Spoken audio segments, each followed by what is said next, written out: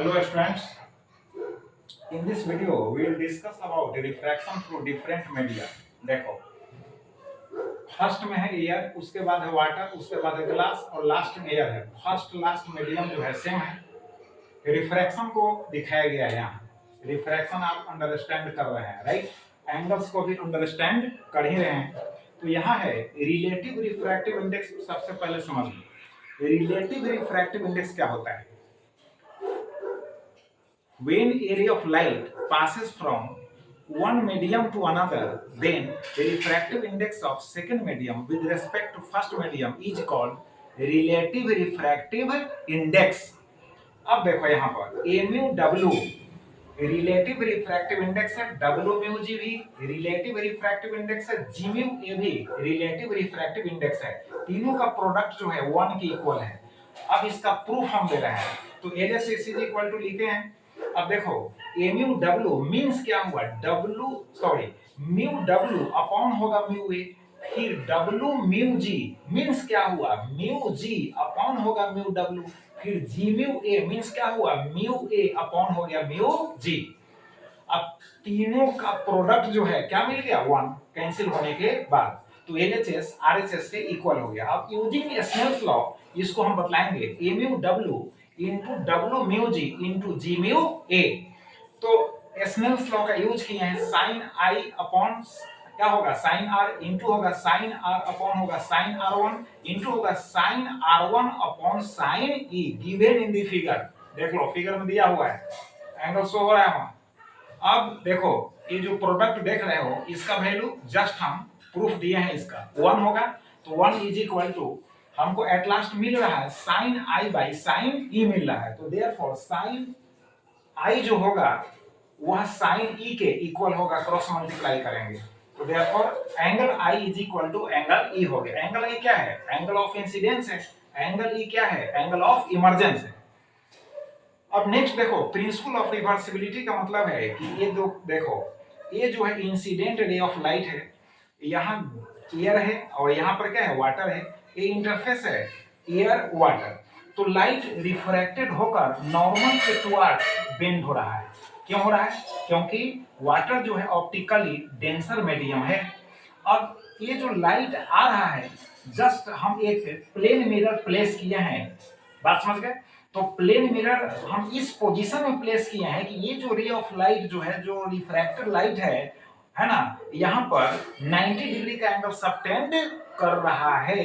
तो इस केस में क्या होगा, जब परपेंडिकुलरली जब यहाँ पर इंसिडेंट होगा तो ये जो प्लेन मिरर है उसी पाथ से इसको रिटर्न कर देगा। तो सेम पाथ से रिटर्न होते हुए फिर है ना, यहाँ रिफ्रैक्टेड हो गया, यहाँ रिफ्लेक्शन हुआ, यहाँ रिफ्रैक्शन हो गया, right.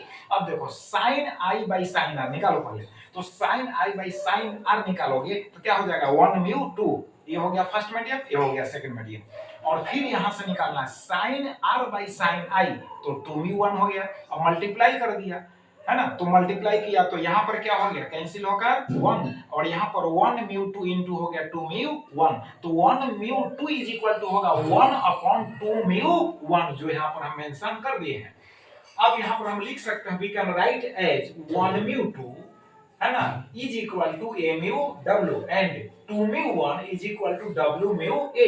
Therefore A mu W is equal to 1 by W mu A. This is called principle of reversibility. अब देखो नेक्स्ट जो टॉपिक है लैटरल डिस्प्लेसमेंट है। अब लैटरल डिस्प्लेसमेंट के लिए ग्लास स्लैब यूज किए हैं in the path of ray of light. देखो ये इंसिडेंट रे ऑफ लाइट है। अब देखो अगर यह ग्लास स्लैब नहीं होता तो उस केस में क्या होता, ये जो ऑब्लिक वाली आ रहा है रे ऑफ लाइट, यह इस पाथ को डॉटेड जो लाइन है उसको फॉलो करते हुए निकल जाता। लेकिन ग्लास स्लैब इसके पाथ में जब हम प्लेस किए तो ये रिफ्रैक्टेड होकर और ए बी के एलोंग जो है यहाँ पर है ना पहुंचा, और फिर यहाँ रिफ्रैक्शन हुआ तो फिर एयर में चला गया, तो फिर ओरिजिनल पाथ के पैरेलल हो गया। क्योंकि एयर जो है ग्लास के रेस्पेक्ट में ऑप्टिकली रेयर मीडियम है, तो ये जो रे ऑफ लाइट है, जिसको हम रे ऑफ लाइट को हम इमर्जेंट रे कहेंगे, इस रिफ्रैक्टेड रे ऑफ लाइट को हम कहेंगे इमर्जेंट रे, क्योंकि यह एयर में अब आ रहा है। तो नॉर्मल से दूर चला जाएगा, राइट। तो चलो अब यहाँ पर हमको क्या करना है कि देखो पहले यह एंगल आई है, तो ये टोटल जो एंगल होगा आई के ही बराबर होगा, vertically opposite angles must be equal. अब हमको इस एंगल से मतलब है, तो आई माइनस कर देंगे हम आर, तो ये एंगल हो जाएगा आई माइनस आर। क्लियर हो गया।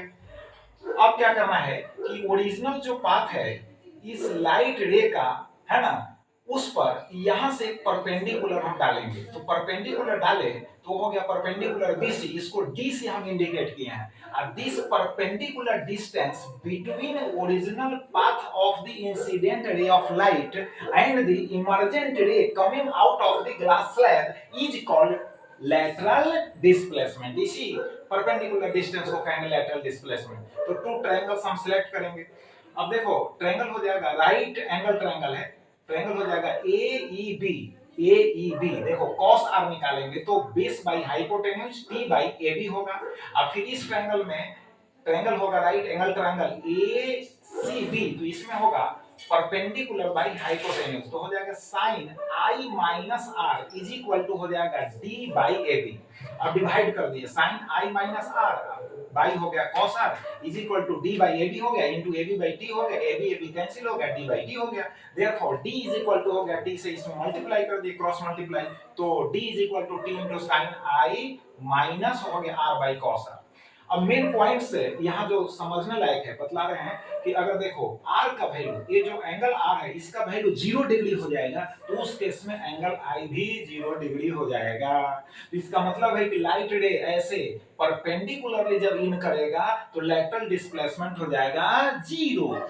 और जब एंगल I का वैल्यू 90 डिग्री होगा तो उस केस में जो होगा लेटरल जो डिस्प्लेसमेंट होगा मैक्सिमम होगा और width of the glass slab के बराबर होगा। कैसे, हाउ, तो देखो यहाँ जब 90 डिग्री होगा तो 90 minus R sine 90 minus theta is equal to cos theta, तो कॉस आर हो जाएगा, नीचे कॉस आर कैंसिल हो जाएगा, तो डी इज इक्वल टू हो जाएगा टी। अब 3 क्वेश्चंस यहाँ हम दिए हैं, यानी फर्स्ट सेकंड हो गया और थर्ड हो गया, क्विकली सॉल्व करोगे। देखो हम शॉर्ट फॉर्म में लिखे हैं, angle R is equal to 30 degree for air glass interface है, तो देखो mu G is equal to दिया हुआ है, find angle I, Snell's law लगा दो, sin I by sin R is equal to a mu G, तो therefore sin I is equal to कितना हो जाएगा a म्यू G इनटू हो जाएगा sin R।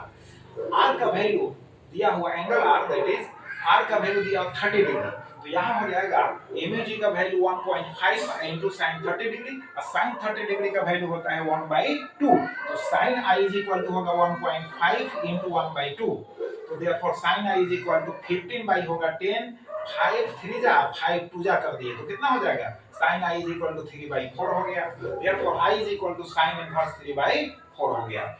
अब देखो नेक्स्ट क्वेश्चन जो है, देखो given MUG is equal to 3/2 है, फिर MUW इज इक्वल टू 4/3 है, फाइंड WMUG यानी refractive index of glass with respect to water find out करना है, तो डायरेक्ट फार्मूला लगा दो, WMUG का डायरेक्ट फार्मूला लगाओ, तो WMUG इज इक्वल टू क्या हो जाएगा μg अपॉन होगा μw।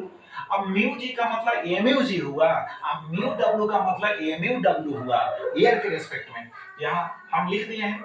अब इसका वैल्यू दिया हुआ 3/2, ये टर्म हो जाएगा इसका वैल्यू तो 3/4 हो जाएगा। अब यहाँ 3 3 जा 9 हो गया, 4 2 जा 8 हो गया, 9/8 हो गया। नेक्स्ट क्वेश्चन देखो, given MUW is equal to 4/3, simple है, फाइंड W म्यू A, तो प्रिंसिपल ऑफ रिवर्सिबिलिटी लगा दो, W म्यू A निकालना है, डायरेक्ट उसको यूज कर लो, W mu A is equal to 1 by, अब इसको सीधा कर दो यार, MUW का वैल्यू दिया हुआ है कितना 4/3, तो टर्म हो जाएगा तो 3/4 हो जाएगा। अब इसको रिवाइज करो, फिर नेक्स्ट वीडियो में नेक्स्ट टॉपिक के साथ मिलेंगे। Thank you.